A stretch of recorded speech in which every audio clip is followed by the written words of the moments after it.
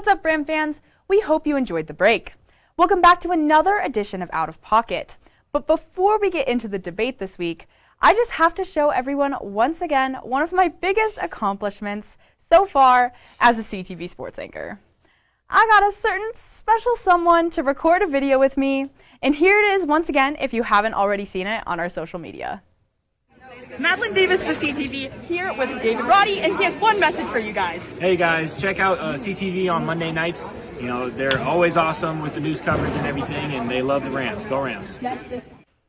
All right, now on to the main event. That was pretty cool, though, I think we have to admit. And I still can't even really directly comprehend that I even spoke to him, but, you know, that's okay. Definitely a very cool moment. And as I continue to shake off the state of awe that I'm still in over what happened yesterday with the big man up in Boise, Cam has an out-of-pocket take about the NBA. So, Cam, even though it's been a tradition in every sport, like forever, you think that it's not out of pocket to say that the All-Star games just need to go? Absolutely not. And I'm not saying that All-Star weekends need to go, All-Star events need to go. The main All-Star game has to go. The Pro Bowl is what you consider the All-Star game, right? And then you have obviously the All-Star game in the NBA. MLB All-Star game is I don't even know if that's a thing. And if it is, it's atrocious. It's atrocious. But something you got to give the MLB, they have the best event out of all All-Star weekends. The MLB All-Star game was literally in Denver. It's atrocious. They have the best event, though, with the Home Run Derby. That's not debatable. I can get behind that. That is the best All-Star event, and that's what the NBA needs to do. My opinion, why are we doing games, 5v5 games, when none of the players want to play it? I want to see Giannis Antetokounmpo and his two brothers up against the three Holiday brothers, even though they get absolutely smoked. But little games like that would be way more entertaining than watching 10 players who don't care about the outcome of the game run up and down the court. All-Star weekends need to stick around. The game's got to go, though. I think it was a lot different for everybody. You know, when social media wasn't as big with sports highlights, you would watch a certain game and not be able to see everyone. You'd watch the All-Star game and get to be seeing everyone at one time. But now you can literally see anyone anywhere. Yeah. And it just doesn't make it as special. Yeah. The Pro Bowl for the NFL is an absolute afterthought. It's literally just trying to avoid injury rather than avoid the loss. I mean, seriously, these players don't care. In the NBA, it's just an offensive crap show. No, seriously, it is. Nobody plays defense. It's just pounding the basket as much as you possibly can for what? A couple highlights in the All-Star game? No. No, I mean, I have to agree. I think that the games itself are just not. They're just honestly they're kind of stupid because I think it's a lot of just like why would you risk getting hurt in an All-Star game? I mean, that's absolutely ridiculous. But I do like getting All-Star teams named. I like that. Yeah. I like getting All-Star teams named, and I especially in the MLB when every team gets an All-Star and you get to have an All-Star. There's something meaningful and important to that, and I like it, and it gives the players something to play for. They get to say yeah, I'm a starter at an All-Star game or whatever. But do they care? I mean, it's pretty cool, and it's cool for the fans as well. Yeah. I mean, it's a big fan thing, and so I definitely think that we should continue to keep All-Star naming, but the All-Star games itself, I would not be mad if they went away. I just think they need to be replaced with more skill competitions because those are more fun. Those are more fun to watch anyway, to be honest. It's a money grab. That's all it is. It's all it ever has been. And although it's cool for the fans in some aspects, I would much rather watch anything else besides 10 players on a court that do not care. And all right. I think we all agree that the All-Star games clearly need some change in some way. So let's move on to our pick'em games for this week. Our picks last week were pretty quick, and we all picked the Rams to take down the Bulldogs, which, like I filled you in on earlier in the show, they did quite convincingly. So just like before, Ella is still down a game and sits in third place. But luckily for you, Ella, I feel like this week's slate of picks could be the wild card that gets you back into things. So with that said, let's get to our first matchup on the schedule for tonight. The Lady Rams, who take on the Wyoming Cowgirls in Moby Arena on Thursday night. I'll be there to cover that one. The Pokes are slightly above CSU in the Mountain West standings right now, but with a dub here in the Border War, that could all change. So, guys, who do you got in this one?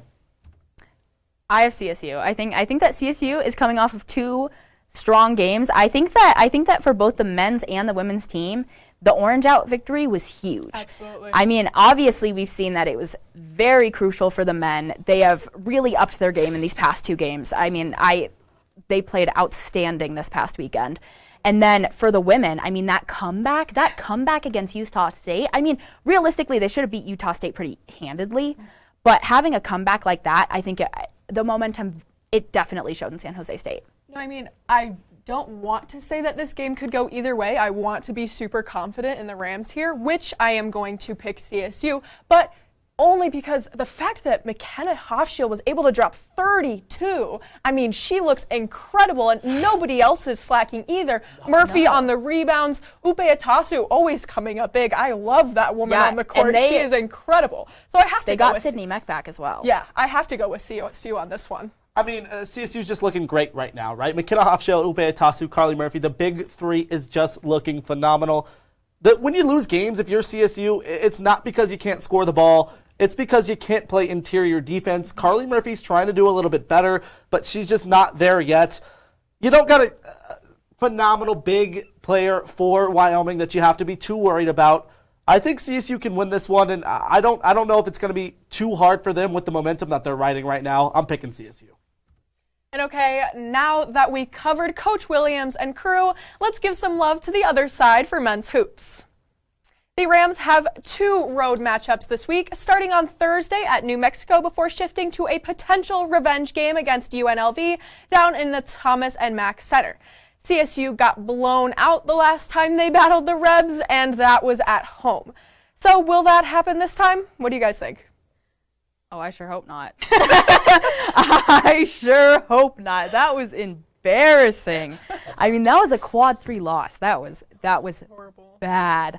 I mean, I gotta say, I'm pretty confident in CSU, especially with the way that they're playing right now. I mean, I think that win against San Diego State, that was huge. That was a huge momentum builder. I mean, they were the first team in the Mountain West to beat Boise State at home. Wyoming didn't even do that, and Wyoming is 22 in the AP polls right now. Yep. Like, CSU might be looking the best they've looked all season, if I'm gonna be honest here. Yeah. And so I have full confidence, and it would take a miracle for them to lose in New Mexico. So I think they're going to be, riding on a 5-game win streak. Yeah. I think they've got it in the bag. I mean, I will always say, without hesitation, this team's energy usually relies on David Roddy and how he's playing, and that man has looked insane lately, not only as a leader, but just on the court, just all around. Yeah. And so for that reason, and the momentum, just winning game after game after game, looking incredible, I have to pick CSU, especially 10-14. The Lobos have not looked good. I'm confident in the Rams in this one. I'm still on the wave. The Rams can lose any of these games, besides the one against New Mexico. Yeah, no, let's be real here.